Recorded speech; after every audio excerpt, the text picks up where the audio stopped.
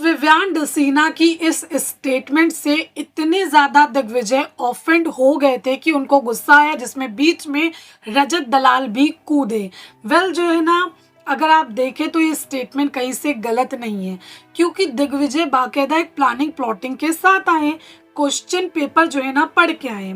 यहाँ पर दिग्विजय ऐसा लग रहा था कि बहुत ज़्यादा मजबूत खिलाड़ी साबित होंगे। जैसे कि एल्विश जब शो में आए थे तो लग रहा था कि कोई शो में आया आएगा, लेकिन दिग्विजय की बात करें तो वैसा कुछ नहीं लग रहा है, टू बी ऑनेस्ट। अब कई सारे उनके लोग आएंगे, मुझे चीज़ें बोलेंगे, लेकिन आप खुद बताओ, ऐसा लग रहा है क्या वो एक जो रुतबा टाइप का दिखता है वो चीज़ें दिख रही है? नहीं दिख रही, मुझे तो नहीं दिख रही हैंगी।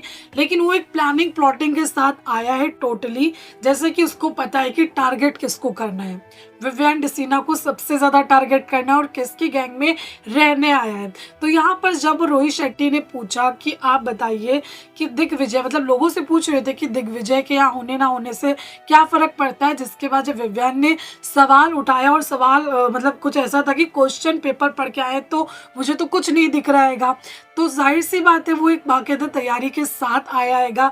उसको पता है किसको टारगेट करना है, किसको टारगेट नहीं करना है, तो पूरी फुल ऑन तैयारी के साथ आया और कहीं ना कहीं वो फेल होता हुआ इस तैयारी में नजर आ रहा है। जिसके बाद रजत को भी गुस्सा आता है, पहले तो दिग्विजय को ही गुस्सा आता है कि इनमें सुपरियॉरिटी कॉम्प्लेक्स बहुत ही ज़्यादा है, नेगेटिव वाला हैगा, और जो अकड़ मैं किसी की भी नहीं देखता हूँ, ये है वो है, बहुत सारी चीज़ें बोलता है। जिसके बाद जो है ना, दिग्विजय तो बोल ही रहे होते हैं, रजत भी कूद जाते हैं, रैपटा वैपटा मारने की बात कर देते हैं। अब ये जो विवियन का स्टेटमेंट था उससे ऑफेंड तो हुए, लेकिन आप बताइए क्या ये स्टेटमेंट सही था? क्वेश्चन पेपर रेडी करके आए हैं, हाल फिलहाल में कुछ नजर नहीं आ रहा है। कितना आप विवियन की बातों से अग्री करते हैं, जरूर बताइएगा। Thank you.